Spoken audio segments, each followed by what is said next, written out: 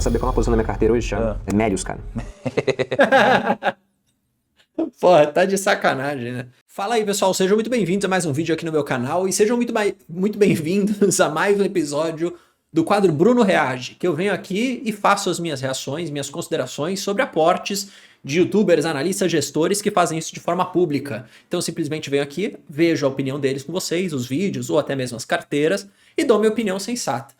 É legal esse quadro pelo seguinte motivo, é um quadro novo que tem dado bastante view aqui no canal, o pessoal tem curtido, muito pela minha sensateza.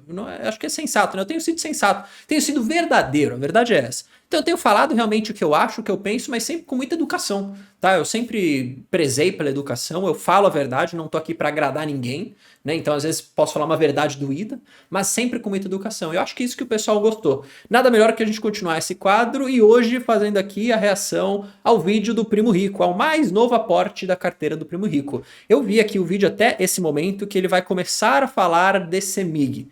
Não sei, nesse exato momento que eu estou gravando esse vídeo agora, se ele fez o aporte em CEMIG ou não. Até aqui, ele estava fazendo uma retrospectiva da carteira dele, falando com o Bruno Perini, eu não vou assistir isso com vocês. Então a ideia aqui é que eu veja esse vídeo aqui, pelo menos até o final, ou até o tempo ali do aporte dele, e depois, ao longo do tempo, vou dando minha opinião. Espero que você goste, lembrando, tá? Se você não se inscreveu ainda no canal, se inscreva. Se você não for membro, vire membro para aproveitar os benefícios exclusivos que nós temos aqui. E mais do que isso, se tiver uma pessoa que você queira que eu faça aqui meus reacts, vai deixando no comentário. Já vi vários comentários de vocês, mas pode deixando que eu tô fazendo aqui uma lista para ir atrás dos vídeos, né? Assim que as pessoas forem postando, e eu vou fazendo para vocês. Beleza? Então vamos embora. Vou colocar aqui na velocidade que eu gosto, na velocidade de 1,5, tá? Que não é nem muito rápido, mas nem muito devagar, e a gente vê junto. Então bora lá.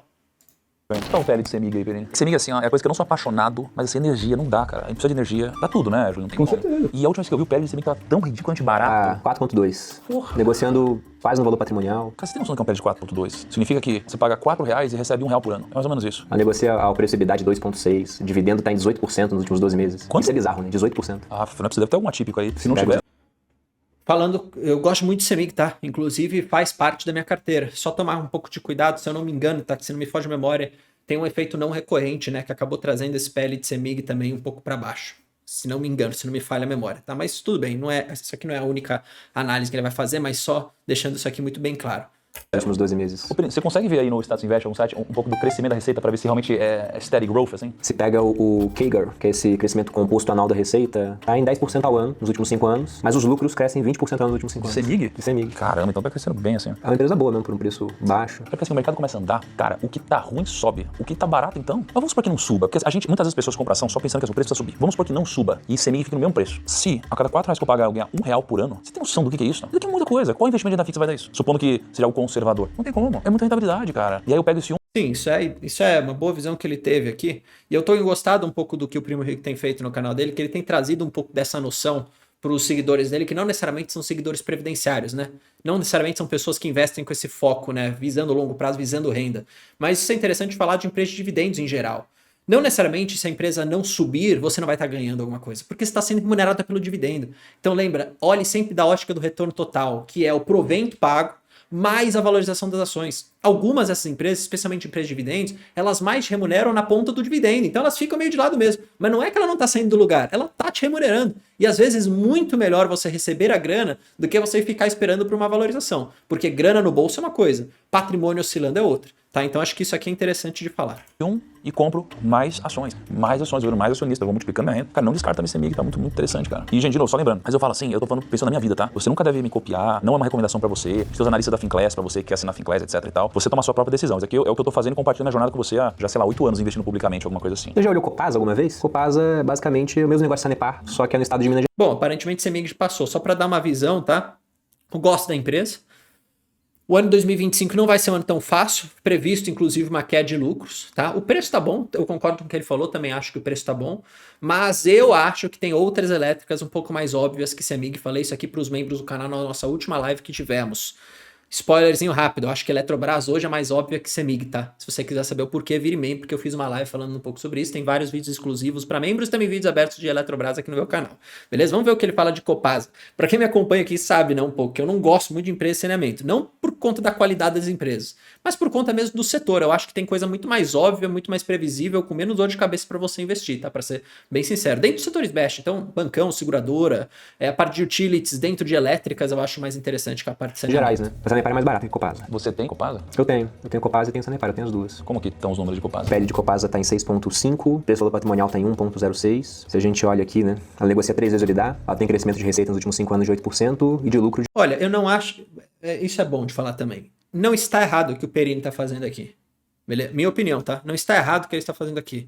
Que é olhar os indicadores dos últimos 12 meses. Qual que é o problema disso? Os últimos 12 meses já foram. Eu gosto de olhar para frente. Então, esses indicadores aqui são importantes, sim, mas é importante que a gente tente olhar para frente, né? O que vai acontecer com a empresa para frente? Esse PL de hoje, ele está aumentando ou está diminuindo daqui a pouco, nos próximos meses, nos próximos trimestres, no próximo ano? Perceba que essa é uma resposta que você tem que ter na língua quando você está fazendo a sua análise. Porque nada adianta, beleza, vou comprar uma empresa de 4 agora, beleza, mas é bom ou ruim o PL de 4? Não sei. Você entende? Você tem que comprar com os pares, você tem que ver as projeções, ok? Você tem que ver se o lucro daquela empresa está crescendo ou se ele está diminuindo. Entende as questões? Então é só para trazer isso. Não está errado, mas não é a análise completa, então não se engane disso. de 10%. Thiago, eu imagino que a gente tem 3 tipos de diversificação. A gente tem a diversificação entre, primeiro, classes de ativos, né? Fundo imobiliário, ações, renda fixa, etc. A segunda coisa é que dentro das classes de ações eu preciso diversificar os ativos. Então, dentro de ações eu preciso ter ações diferentes. Então, por exemplo, quando você começa a comprar muita ação do mesmo segmento, imagina que minha carteira é composta de Santander, Banco do Brasil, Caixa, Itaú e Bradesco. Não tá tão diversificada assim minha carteira, É entendeu? melhor ter um ETF do setor financeiro, então, do que ficar fazendo stock picking. Né? Exato. Copasa pode ser uma empresa interessante, quando eu fiz todos os meus filtros, eu acabei chegando em Sanepar e aprofundei um pouco mais nela, né? Mas quando eu comprei Copasa e Sanepar, elas estavam bem mais similares, né? Porque agora, por exemplo, Sanepar tá ridiculamente barato mesmo, cara. Tá negociando a 0,75 do valor patrimonial. É mais barato comprar uma na bolsa do que tentar fazer do zero, né? E não é pouco, é 25% mais barato. Só tem que tomar um pequeno cuidadinho só com ela, porque o resultado dela saiu agora, acho que foi semana passada. O lucro dela do trimestre foi muito mais alto que o normal, porque eles reconheceram já 800 e poucos milhões do precatório, né? Então, assim, aí dá uma distorcida, o PL fica um pouco mais baixo. Aí fica baixo, o lucro aumentou bastante. Quer saber qual é a posição da minha carteira hoje, Thiago? É Melius, cara. Porra, tá de sacanagem, né? Eu tenho uma história com Melius, que eu acho que quem me acompanha aqui um pouco no canal há mais tempo sabe disso, tá? Eu acreditei muito no Melius quando saiu o IPO, né? No prospecto que eu li ali. Ganhei muito dinheiro com o Melius na época, mas tinha uma tese de longo prazo, né? Como todo mundo tem. E aí eu fui vendo que ao longo do tempo a empresa, na verdade, tudo aquilo que prometeu ser, acabou não se tornando aquilo que prometeu ser. E hoje eles mudaram completamente o modelo de negócio. É uma empresa focada em comprar Bitcoin. E eu fico meio puto pela seguinte razão. Como que pode uma empresa no IPO, no prospecto, que não passou nem 3 anos, falar que vai fazer uma coisa e mudar totalmente? Mas assim, não é que mudou depois de gerar valor pra caramba pros seus acionistas, pra quem participou daquele IPO, pra quem acreditou no negócio. A empresa quase caiu 90%. E aí eles decidem mudar as questões, entendeu? Isso pra mim foi uma sacanagem com o acionista minoritário, na minha opinião. Uma sacanagem. Uma mentira no IPO, beleza? Tudo aquilo que falaram que iam fazer, não fizeram. As ações caíram tremendamente, tudo bem que a empresa não tem o controle das suas ações, mas o modelo de negócio que foi vendido não é o que está sendo feito. E aí vende o negócio num preço, num IPO, e agora faz um negócio totalmente diferente, num preço michuruca, entende? Eu fiquei muito chateado com essa visão. E aí volta sempre àquela questão do Barsi. Por que o Barsi não compra IPO recente? Por conta disso, mais uma vez aprendendo com o nosso bom velhinho. Mas vamos ver por que o Perini gosta de Melius. Eu comprei Melius, preço médio de 3,84, agora tá negociando a 8,88. Então, isso aqui que aconteceu, não tem nada a ver com o negócio da IPO. Ah, Bruno, beleza, mas os negócios podem mudar ao longo do tempo. Claro que podem, devem mudar.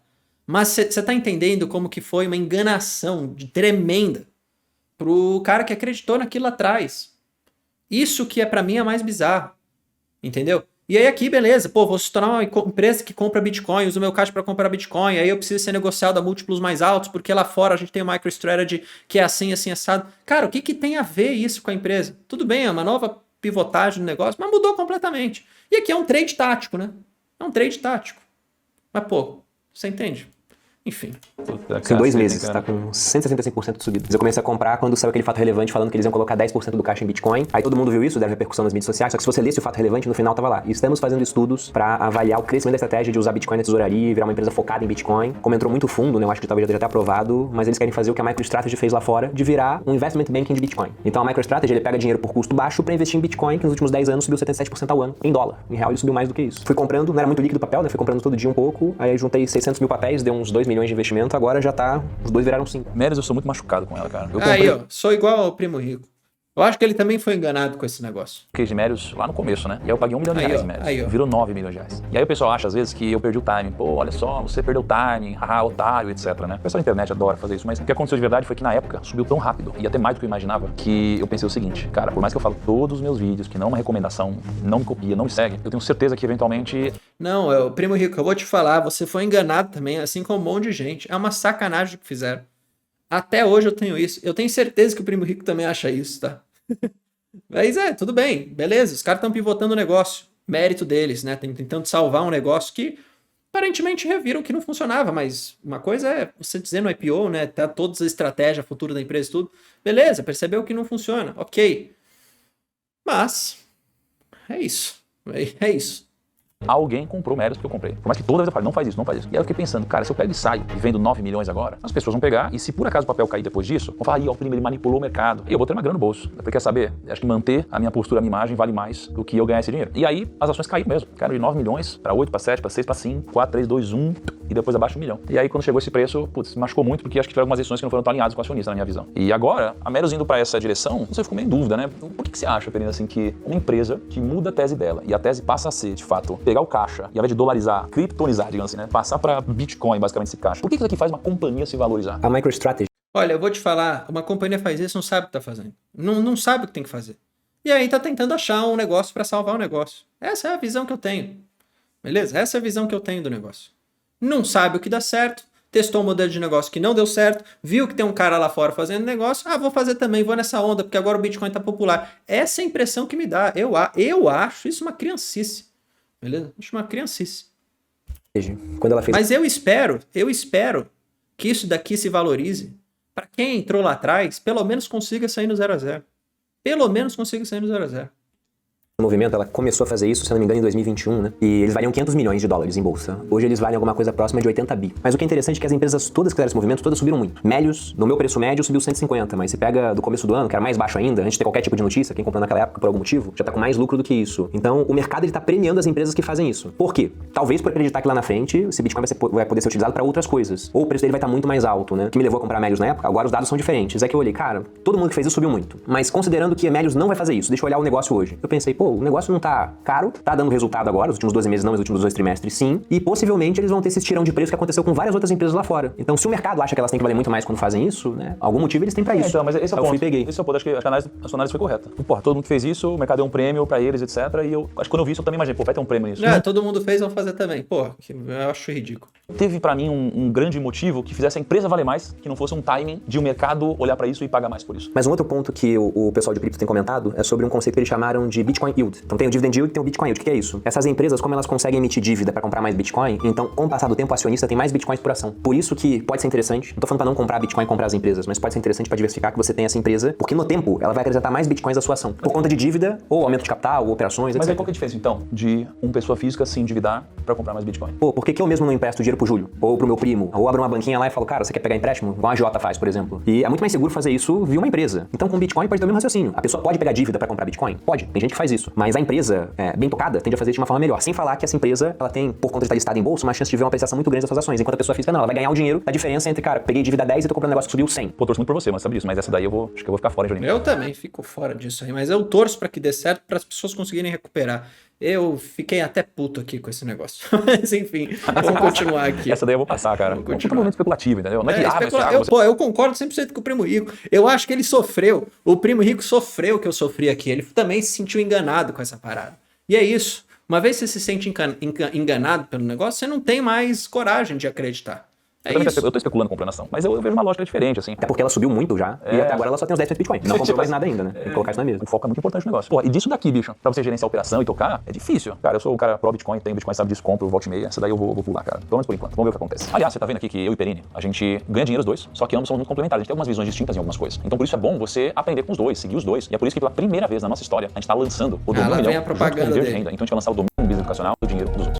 Mas vamos investir em que hoje, então? Investir em que? Não sei, cara. O que mais aí, Perini, que a gente tem de bom, hein, cara? Consegue dar um check em soja 3? Eu tenho uma tendência, cara, a não sair diversificando tanto no capital, porque senão você pulveriza demais, é mais difícil de acompanhar. Pô, é difícil você acompanhar uma empresa de verdade. Você que investe em ações, você lê o balanço delas, você lê os reportes trimestrais que saem. É difícil, não é? Talvez você não lê de nenhuma. Agora imagina você fazer isso de várias empresas. Quanto mais empresas, mais difícil de gerenciar. Então eu prefiro empresas que eu conheço e sei o que tá passando, o que tá acontecendo no case, do que sair alocando um monte, né, cara? Então eu tenho um pouco dessa dúvida aí. E matematicamente também não faz sentido ter 30 posições, né? Tem um estudo que o Gui Cadeuto fez na Finclass, que eu achei bem interessante. Com certeza, concordo 100% no que eles estão falando aqui, é justamente o que eu falo em praticamente todos os meus vídeos. Ele pegou o seguinte, ele viu, ó, se eu tivesse pego, acertei na música, né, a ação que mais subiu no ano, que queria ver o Sharpe de uma carteira só com aquela ação. No Sharpe você tem a rentabilidade, menos a taxa livre de risco, você ganha um Tesouro Selic, por exemplo, sobre a volatilidade. Aí ele encontrou um número de Sharpe. Aí ele falou, tá, e se a minha carteira fosse com as 3 ações que mais subiram? A que mais subiu sobe mais que as outras duas, né? Então você na média diminui um pouco de rentabilidade, mas você diminui um pouco de volatilidade também. Então teu Sharpe fica melhor. Aí ele foi fazendo isso com 5, com 10 ações. Aí ele viu que uma carteira boa, que é mais ou menos o que o gestor de fundo faz, teria entre 10 e 15 posições. Porque você continua tendo uma rentabilidade interessante e a volatilidade diminui. Quando você começa a aumentar pra 20, 30 posições, o que acontece? A rentabilidade cai muito. Porque você não tem só as melhores, você tem um monte que já ficou pra trás. E a volatilidade não cai mais. Porque é bolsa, né? Então vai chacoalhar de todo jeito. Então quando o cara chega lá em 20 ativos, às vezes é melhor ter um ETF. Ó, você pediu os dados de soja 3, o PL tá em 15,6, 15,7, PVP tá em 1,17. Se a gente olha aqui, ela tá caindo 36% no ano, hein?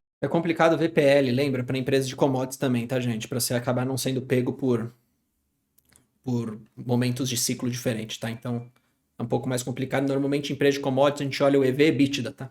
Aliás, em 12 meses, né? Não no ano fechado. Ela negocia 8 vezes o EBITDA. Isso que é o bom de você comprar a empresa. Porque se eu tivesse fazendo um filtro hoje de soja, eu iria olhar para isso e falar assim, não faz sentido, tem coisa muito mais barata. Mas tá crescendo bastante, receita, lucro. É isso. Como eu acompanho bem soja, o que eu sei sobre ela? Cara, se você puxar todos os últimos anos, o growth é gigante de soja, é um growth aceleradíssimo. E o ano passado, ela não cresceu como os anos anteriores, porque, assim, ela primeiro que investiu uma estrutura gigantesca mais para ela. O que, se for seguir conforme todos os anos, ela tá com uma estrutura instalada para vender muitos big bags, digamos assim, só que tiveram problemas climáticos, não de demanda necessariamente. Então esse ano a gente já começa a ver os resultados já vindo mais fortes. Quando isso daqui sair, se de fato sair bom, esse PL que é 15, cara, isso daqui vai para menos de 10. Num growth muito alto, uma empresa que vale tão pouco como ela, coisa que é sensacional para mim. Ela tem muito pouco market share, então eu gosto dela, mas... E tem outra informação relevante aqui também, cara. Que a empresa vale 1,57 bilhão, né? É bem pequenininha. E ela tem caixa 880. Tem dívida líquida negativa, então tem dívida bruta, mas no final tem mais dinheiro.